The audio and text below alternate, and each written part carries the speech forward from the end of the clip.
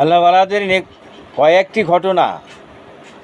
হজরতে জন্নুন মিসরি রহমতুল্লাহ আলাই বলেন, আমি একদিন বাইতুল্লাহ শরীফ তাওয়াফ করিতেছিলাম।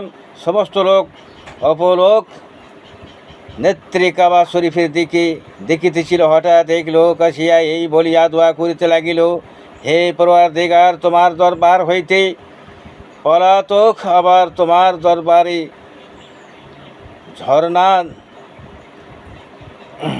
দেয়াছে।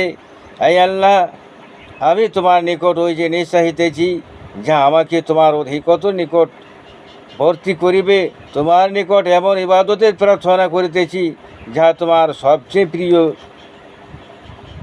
হে আল্লাহ, আমি তোমার পছন্দনীতা বান্দাগণ এবং আম্বিয়ায়ে কিরামের ওসিলায় প্রার্থনা করিতেছি, তুমি আমাকে তোমার মহব্বতের এক পিয়ালা শরাব পান করাইয়া দাও এবং মারাফাতের দ্বারা আমার অন্ধকার দূর করিয়া দাও, যেন আমি মারাফাতের বাগিচায় গিয়া তোমার সহিত গোপন আলাপ করিতে পারি। এই সব বলিয়া তাহার চক্ষু হইতে টপ টপ করিয়া পানি জমিনে পড়িতে লাগিল। অতঃপর তিনি হাসিতে হাসিতে রওনা হইলেন।